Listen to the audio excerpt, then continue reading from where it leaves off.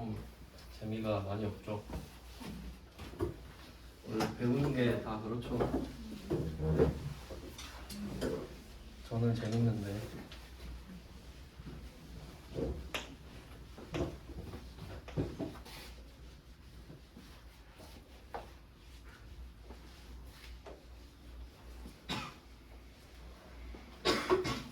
방금 회계 정의에 대해서 알려드렸고요.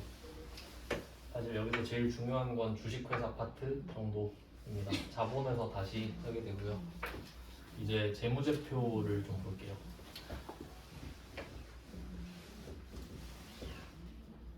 재무제표는 그 재무 상태를 보여주는 여러 가지 표라는 뜻이었고, 그 원래는 4개가 있는데 우린 2개만 알면 돼요. 아까 말씀드렸던 재무상태표랑 손익계산서 2개 그릴 건데 그림으로 그려보겠습니다.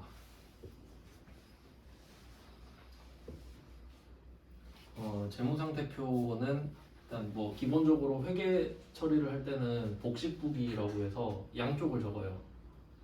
그 가계부 같은 거 있잖아요. 가계부나 용돈기입장 같은 경우는 그냥 하나만 적거든요. 근데 여기는 왼쪽 오른쪽을 같이 적거든요. 그걸 복식부기라고 하는데 왼쪽이 자산, 오른쪽이 부채랑 자본입니다.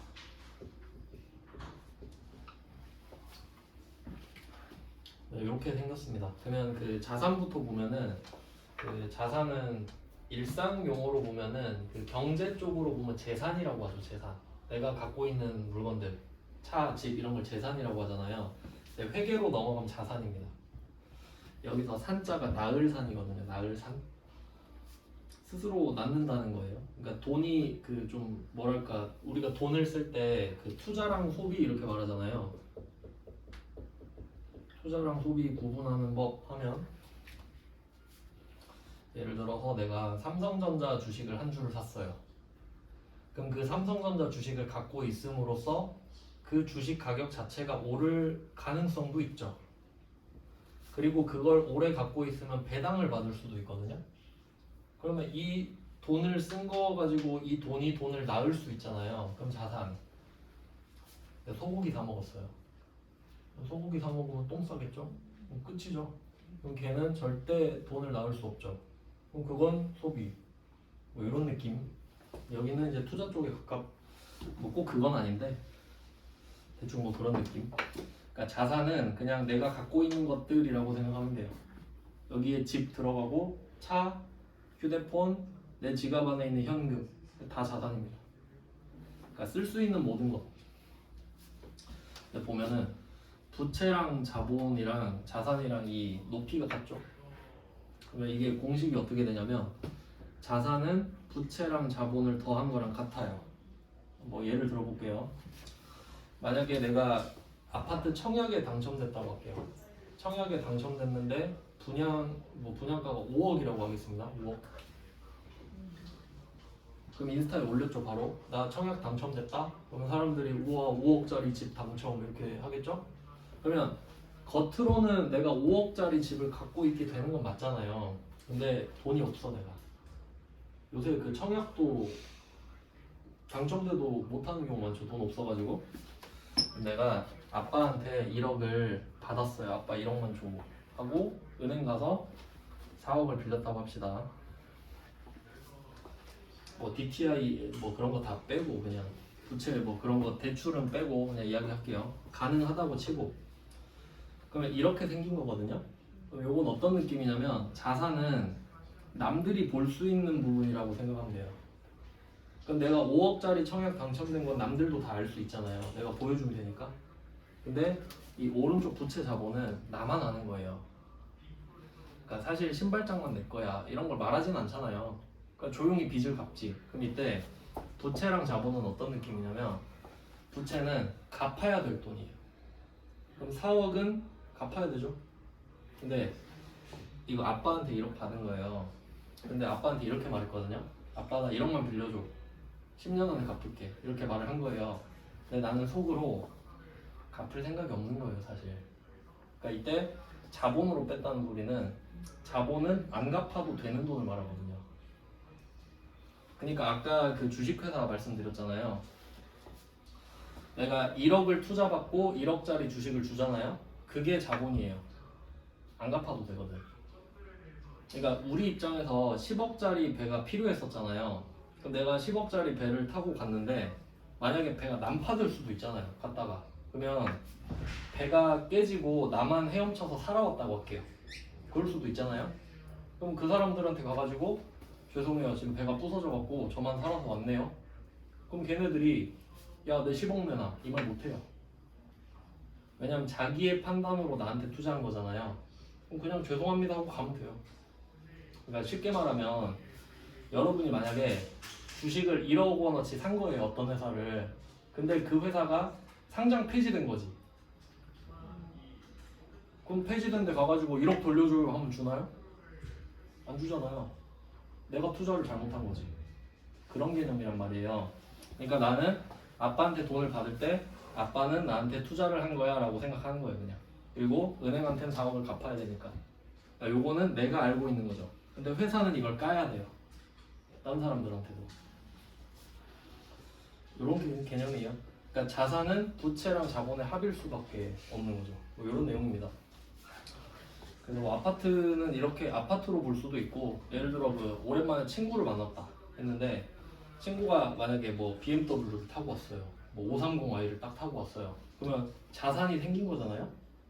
그럼 그 차 어디서 났어? 라고 했을 때 60개월 할부로 샀어 이러면 그 자산은 모두 부채입니다.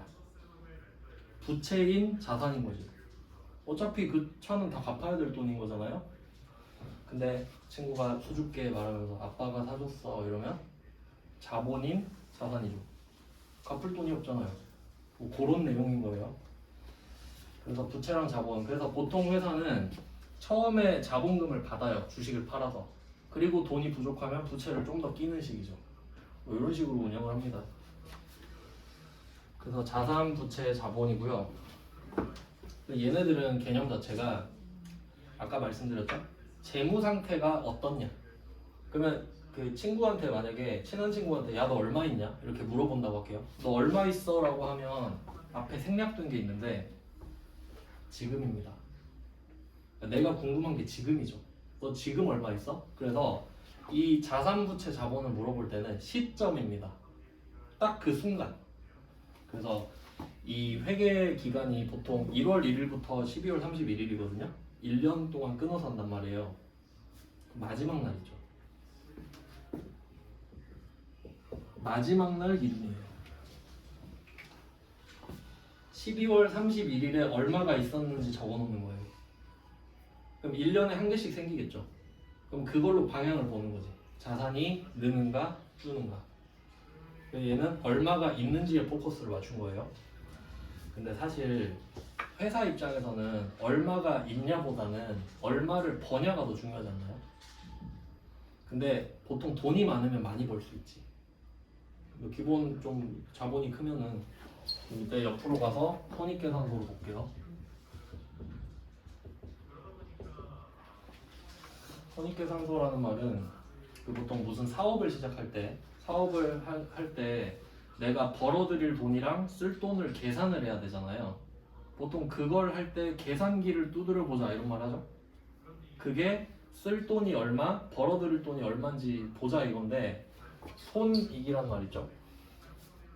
손은 뭐 손실, 손해 정도 되겠죠. 쓸 돈. 이익은 이익이에요. 그러니까 손은 쓴 돈, 이익은 번 돈. 그러니까 쓴 돈, 번 돈을 계산해 보자고. 그럼 이제 돈을 썼다 벌었다를 한번 생각해봐요. 그러니까 얘는 얼마 있냐잖아요. 얼마 있냐 지금. 얘는 얼마 벌었냐 얼마 썼냐죠.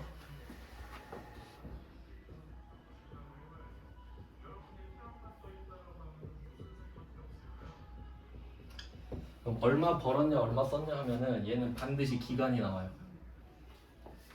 오늘 하루 동안 얼마 썼냐 이래야지. 오늘 하루 얼마 벌었어 얼마 썼어 이렇게 해야 맞죠. 너 지금 얼마 썼어 이거 아니에요. 지금은 없어요. 기간이 나와줘야 돼요. 그러니까 우리가 월급 이러잖아요. 월급은 한 달 동안 얼마 버는지죠. 그 연매출은 1년 동안 얼마 버는지죠. 그러니까 얘네들은 기간이 나와줘야 돼요. 그러니까 얘는 시점이죠. 너 지금 얼마 있어? 시점.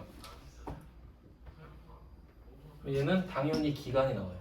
최소 하루가 나와줘야 되는 거예요. 아니면 1시간이라도. 너 1시간 동안 얼마 썼냐? 이런 식으로. 얘는 수익과 비용입니다.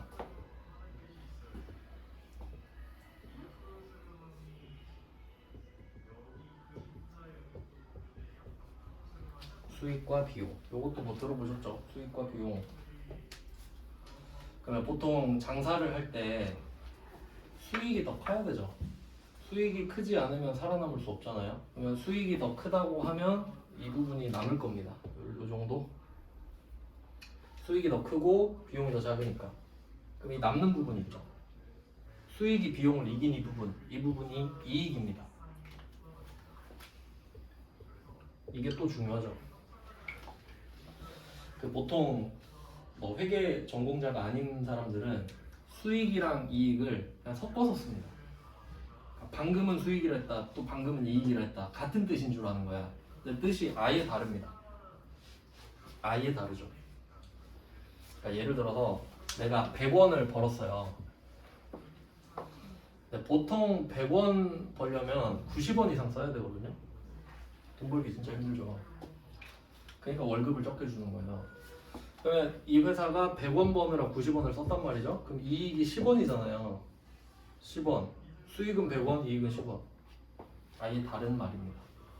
절대 헷갈리면 안 돼요. 가장 처음에 강조하는 게 수익과 이익을 헷갈리지 말 것이거든요. 그래서 이때 그 이름이 손익계산서잖아요. 그럼 손익의 손자가 비용이고 익자가 수익이거든요. 그러면 손익을 합치면 수익 비용이죠. 그래서 손익이랑 이익이랑 또 같은 뜻이에요. 결과니까. 수익 비용을 퉁 치면 이익이잖아요. 그래서 같은 말입니다. 이렇게 돼요. 그래서 손익계산서는 연봉이라고 생각하면 돼요. 그러니까 친구한테 가서 야 너 지금 얼마 있어? 하면 재무상태 물어보는 거고, 차랑 집 뭔지 물어보는 거고, 너 연봉 얼마야? 하면 1년 동안 얼마 버는지 물어보는 거죠. 그래서 얘는 1월 1일부터 12월 31일 이렇게 돼요. 이 두 개가 제일 중요해요.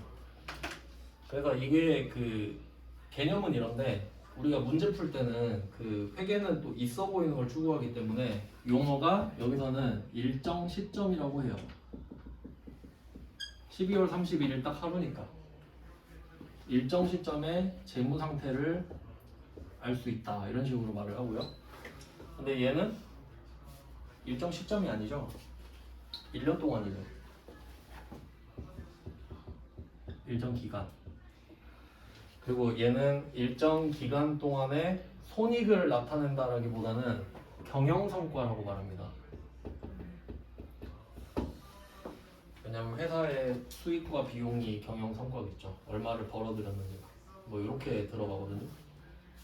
그래서 이거 두 개를 합치면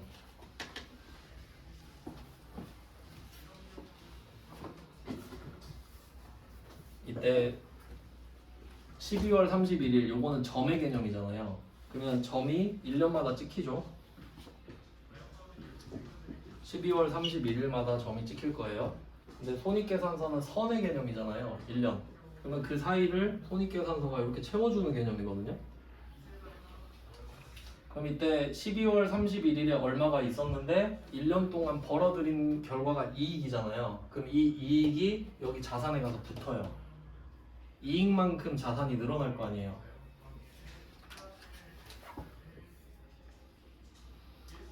그리고 또 여기서 중요한 거는 이익만큼 자산이 는다라는 건 확실하죠.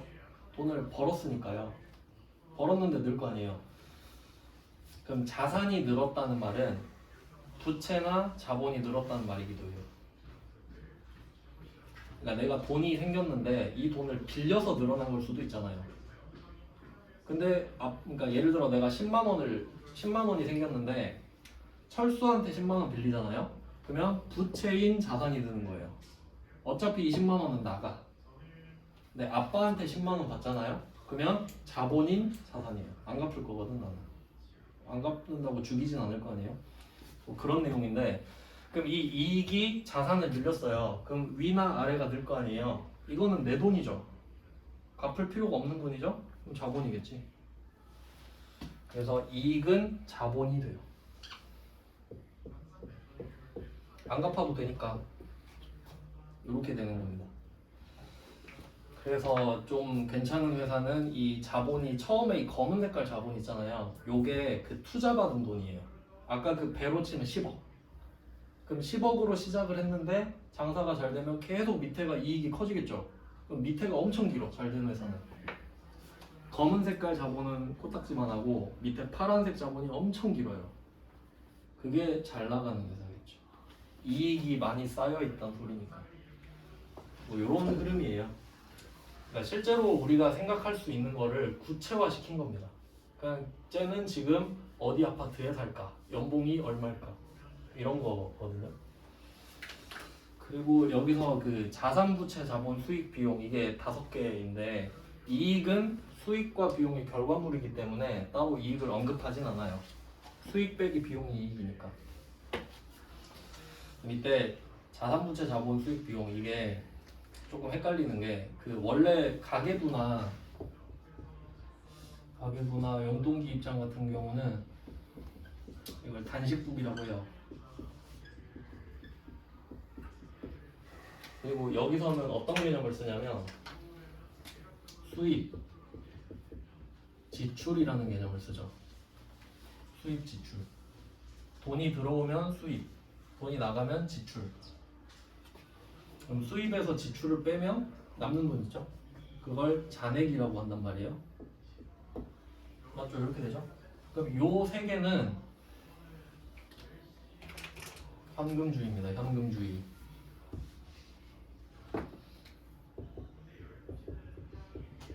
그럼 여러분이 그 뭐 가계부 같은 거 쓴다고 생각해 보세요. 용돈기 입장이나 요새 어플로도 잘 돼 있죠. 가계부. 그럼 가계부를 쓸 때 돈이 들어올 때 쓰죠. 돈이 나갈 때 쓰죠. 돈이 들어올 때 나갈 때 쓴단 말이에요. 그럼 이게 당연하다고 생각할 수 있잖아요. 당연히 현금 들어오고 쓰고 나가고 쓰고. 근데 제가 그 고등학생 때부터 좀 생각을 한 게 있었어요. 용돈기 입장을 쓰면서 고등학생 때 저 버스 타고 다녔는데 버스 카드를 10,000원씩 충전했었거든요. 그 이야기를 한번 해볼게요. 그럼 제가 버스 카드를 10,000원을 충전한다고 합시다. 그럼 10,000원 현금 나가죠. 근데 저는 버스를 하루에 2번 탔어요. 갈 때, 올 때. 지금 1,250원인가 그러죠? 계산하기 딱 쉽게 1,250원 하면은 이게 갈등이 되는 거야. 잘 생각해 보세요.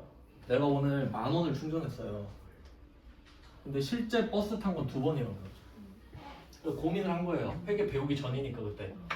아 이걸 10,000원을 썼다고 해야 되나? 2,500원을 썼다고 해야 되나? 그때 고민을 했어요. 실제로. 여러분도 좀 그러지 않나요? 어떻게 하지? 그럼 이때 이 10,000원은 지출의 개념입니다. 맞죠? 10,000원 나갔으니까. 근데 이 2,500원 있잖아요. 얘는 비용이에요.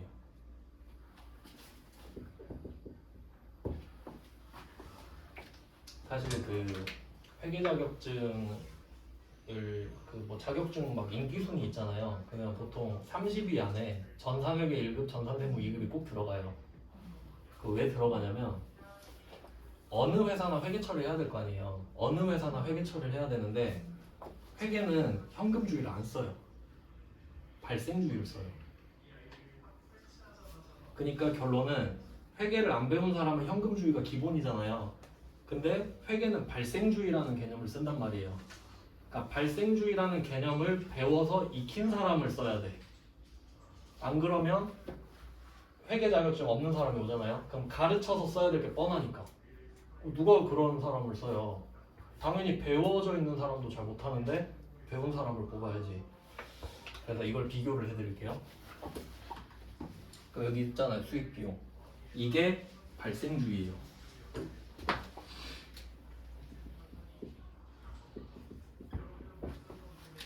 자, 발생주의는 돈을 벌면 수익이에요. 돈을 쓰면 비용이죠. 그리고 빼면 이익이라고 써있죠. 요렇게 되거든요. 그럼 차이가 뭐냐면 수입 지출은 정확히 아시죠? 돈이 들어왔을 때 나갔을 때 수입과 비용은 만약에 내가 물건을 팔았어요. 1,000원짜리 물건을 팔았다고 합시다. 근데 외상으로 팔았어요. 그럴 수도 있죠. 그럼 내가 1,000원짜리 물건을 주고 돈을 일주일 뒤에 받기로 했다고 할게요. 그러면 돈 들어왔나요 지금? 안 들어왔죠. 그럼 현금주의로 하면 안 적어요. 돈이 안 들어오니까. 맞죠? 근데 이것 보고 회계가 까는 거예요. 너 바보냐? 물건을 팔았는데 왜 안 적어? 이렇게 돼버리는 거지. 그럼 옆에서 현금주의가 저 돈 안 받았는데요? 이렇게 돼버리지. 그러면 무슨 문제가 생기냐면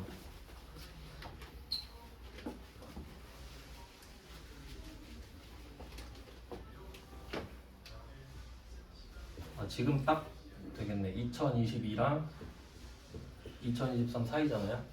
오늘 12월 29일에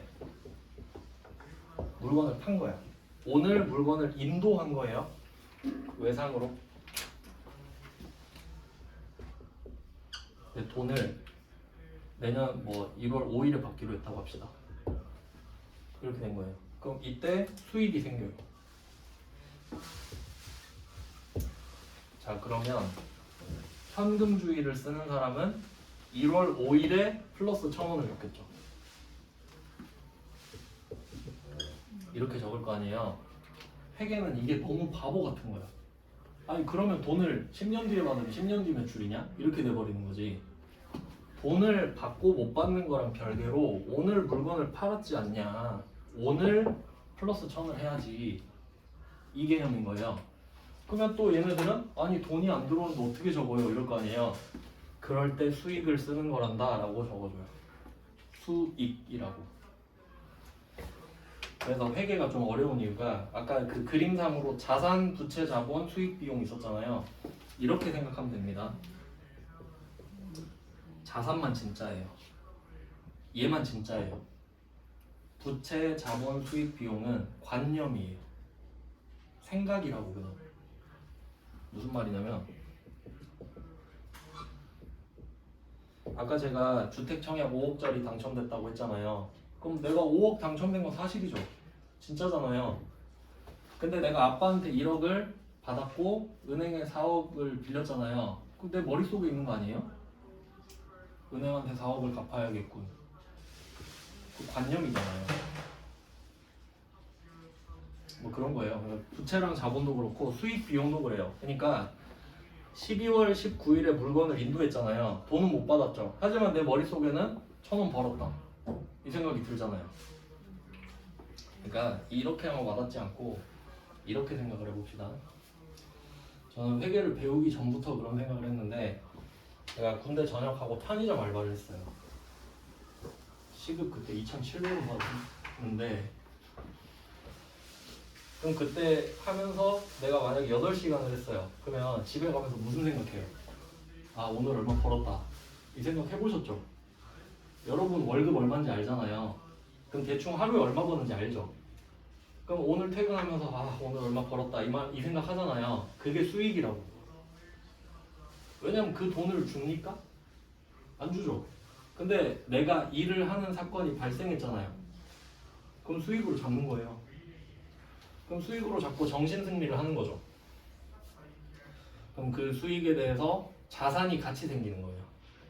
그거는 내일 할게요. 그럼 이때 이 버스로 돌아와 봐요. 그러면 이때 내가 오늘 10,000원을 충전을 했잖아요.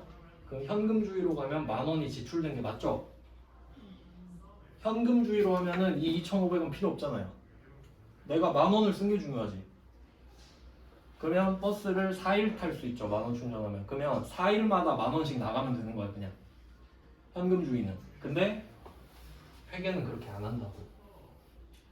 그러면 어느 날 딱 10,000원을 보는데 왜 오늘 10,000원이나 썼어? 이럴 거 아니에요. 난 10,000원 안 썼는데. 그럼 이제 일로 넘어가 봐요. 그럼 발생주의로 넘어왔어요. 그럼 내가 10,000원을 썼잖아요. 그럼 그때는 어떻게 되냐면 현금 10,000원이 나갔죠. 대신에 버스카드 잔액 10,000원이 생겼잖아요. 등가 교환으로 보는 거야. 10,000원이 나갔는데 10,000원이 다시 들어온 거지. 자산의 형태가 바뀐 거예요. 맞죠? 그게 맞는 거 아닌가? 그러니까 이렇게 생각하면 돼요. 여러분이 ATM 기계 가요. ATM 기계 갔어. 현금 10,000원을 넣어요. 그럼 현금 10,000원 사라졌죠. 대신에 체크카드 잔액 10,000원 생기죠. 그럼 똑같은 거 아니야. 그거랑 같다고 보는 거예요. 그러니까 이게 뭐가 중요하냐. 어차피 충전한 건데 이렇게 되죠. 그럼 얘는 그냥 이름만 자산만 바꿔줘요. 현금이 나가고 버스카드 잔액이 생겼다. 그리고 버스 2번 탔죠. 이걸 비용 처리하는 거지. 2,500원. 그러면 하루에 비용이 2,500원씩 내면 되죠. 그게 맞잖아. 표로 그려볼게요.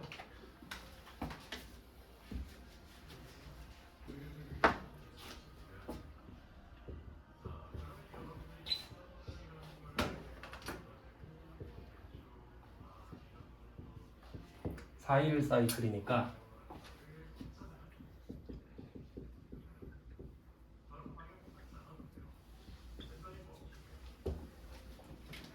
자, 현금주의는 첫날에 10,000원 충전해야 되죠.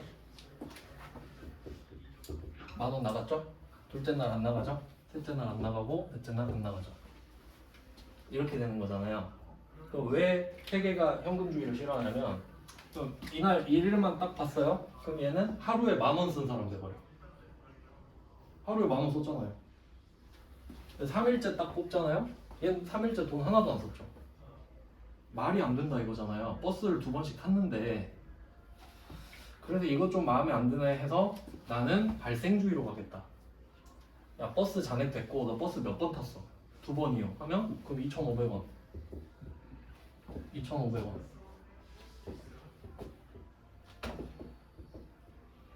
왜 발생주의? 이거예요. 이거 할 줄 아냐고. 그럼 좀 정리를 해볼게요. 일단 버스는 정리됐죠? 버스 카드는 뭐 다 요새 후불 그걸로 타시지만 제가 옛날 이야기를 했어요. 이해를 돕기 위해서. 그럼 쓴 건 이렇고 번 건 오늘 퇴근할 때 얼마 벌었다. 그러니까 예를 들어 내가 퇴근할 때 오늘 10만 원 벌었다 이 생각을 한다고 해봐요. 그럼 수익 10만 원 딱 찍히죠? 머릿속에 관념이라 했잖아요. 그리고 2,500원 비용 딱 찍히죠? 그러면 나는 오늘 97,500원 남았지. 그러니까 하루마다 이익이 바로바로 나오는 거예요. 가계부에선 이걸 알 수가 없습니다. 가계부에는 수익 비용 개념이 없기 때문에. 가계부, 그래서 저는 가계부 좀 답답해요.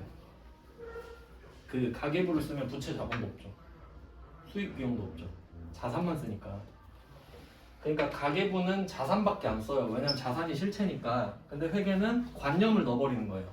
내가 갖고 있는 돈 중에 얼마를 갚아야지, 그리고 얼마 벌었네, 얼마 썼네, 이런 것까지. 왜냐면 현금주의가 왜 위험하냐면, 만약에 현금주의에 잔액이 뭐 300만 원 있다고 할게요. 근데 알고 보니까 여기에 철수한테 빌린 게 20만 원 있었어요. 그게 안 나오잖아요. 그냥 300 있다 끝이죠. 근데 회계로 정리를 하면 자산 300 중에 부채 20이 들어가 있어요. 그럼 보고 나 부채 20 있네? 누구한테 갚아야 되지? 뭐 이런 걸 확인할 수 있는 거죠. 그러니까 관리를 체계적으로.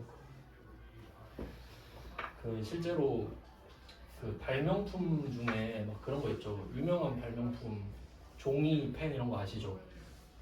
그 10대 발명품 중에 복식부기도 있어요. 실제로 이거 하고 회계 처리가 엄청 바뀌었잖아요. 있어요 실제로 진짜로. 그래서 그 뭐지 갈릴레오 갈릴레인가? 그 사람이 좋아했다 그랬던 것 같은데 딴 사람인가? 하여튼 그래요. 엄청 획기적인 발명이에요 이게 복식부기. 그래서 요거 왼쪽 오른쪽을 나눠서 이런 관념적인 애들을 넣어주기 시작했다는 거죠. 엄청 중요한 겁니다. 그러니까 내가 돈을 못 받아도 돈을 벌었다라는 개념을 적을 수 있는 거잖아요. 뭐 그런 거예요. 그러니까 결론은 현금주의에서 발생주의로 생각을 바꿔야 된다예요. 왜냐면 모든 회사는 발생주의로 생각을 하기 때문에. 아시겠죠? 근데 이거를 사실 배워도 못하는데 안 배운 사람을 왜 뽑아요? 그렇게 되는 거지. 그래서 뭐 전반적으로 이런 걸 이해하려고 배운다라고 생각하시면 되거든요. 네, 그러면 마지막으로 그 자산, 부채, 자본, 수익, 비용 자리만 알려드리고 끝내겠습니다. 자, 왼쪽 오른쪽으로 나눠서 썼잖아요.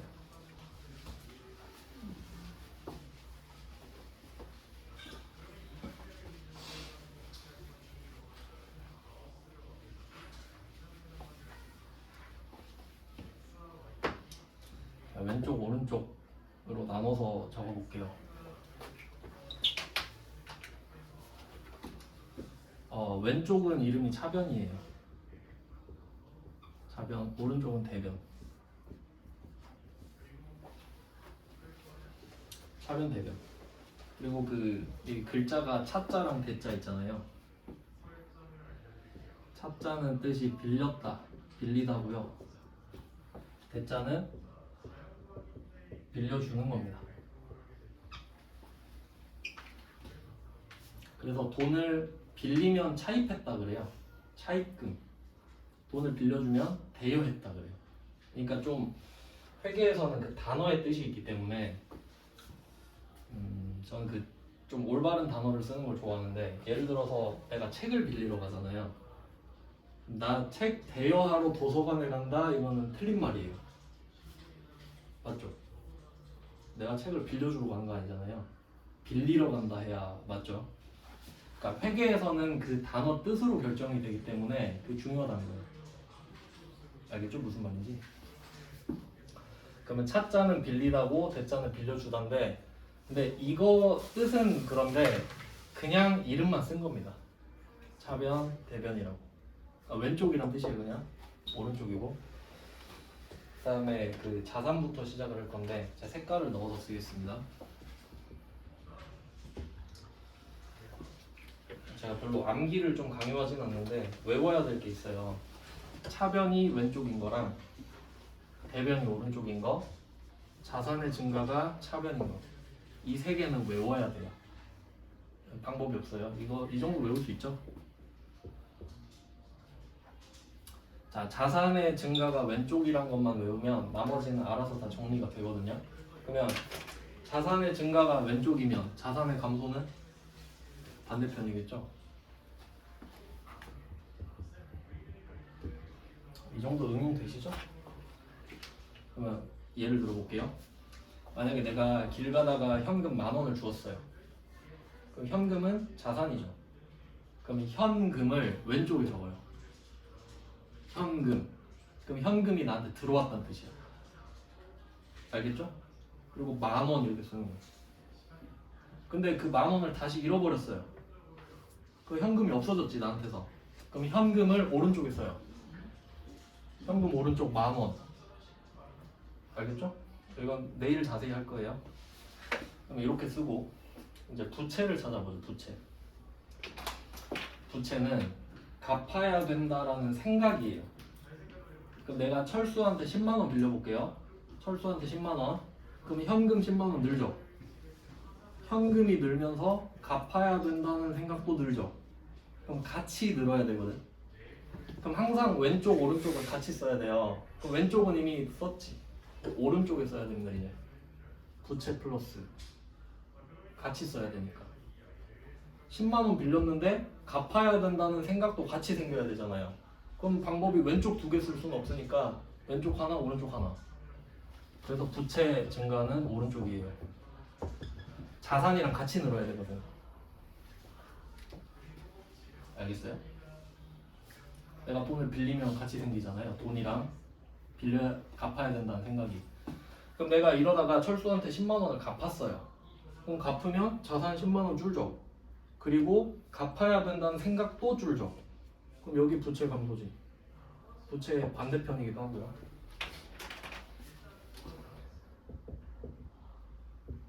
이렇게 되고, 그 다음에 자본은 안 갚아도 되는 돈이에요. 그러니까 부채랑 자본은 사실 자산을 설명하는 관념인 거죠. 그러니까 부채는 안 갚아도 되는 자산이란 뜻이고, 갚아야 되는 자산이란 뜻이고, 자본은 안 갚아도 되는 자산이란 뜻이니까. 그럼 아빠한테 10,000원 받았어요. 안 갚을 거거든요. 그럼 자산 늘었죠. 그럼 부채는 아니죠. 자본. 그러니까 자산이 늘면 부채나 자본 중에 하나가 되니까.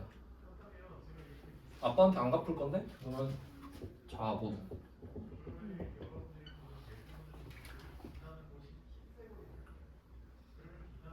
반대는 자본 마이너스죠. 자본 마이너스는 잘 안 생겨서 예를 들진 않을게요. 자, 이렇게 하면은 자산, 부채, 자본 자리가 정리가 됐어요. 자산을 필두로. 그 다음 마지막 수익 비용인데 이렇게 된 거예요. 자산 증가랑 자산 감소는 예를 들어 여러분이 휴대폰을 샀어요. 휴대폰을 사면 현금 줄어들죠? 대신 휴대폰이라는 자산이 생기잖아요. 그러니까 이렇게 같이 생길 수 있지. 좌우. 철수한테 10만 원 빌리면 현금 10만 원 늘죠?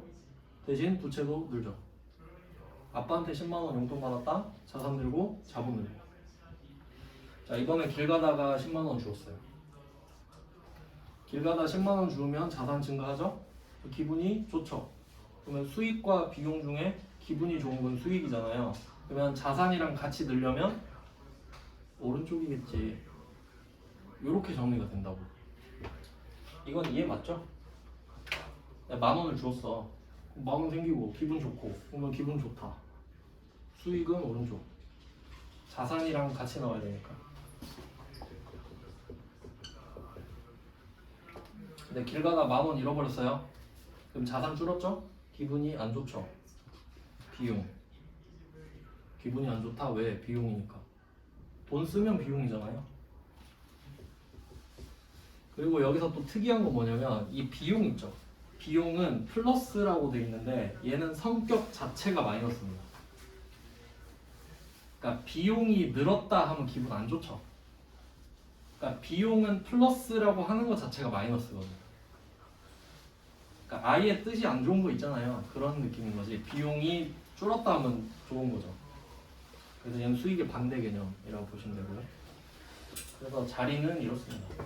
자, 이제 내일부터 자료 나눠드리고 문제를 풀겠네요. 오늘은 좀 OT 개념이었어요. 전반적인 설명이었어요. 오늘은 여기까지 하겠습니다. 고생하셨습니다.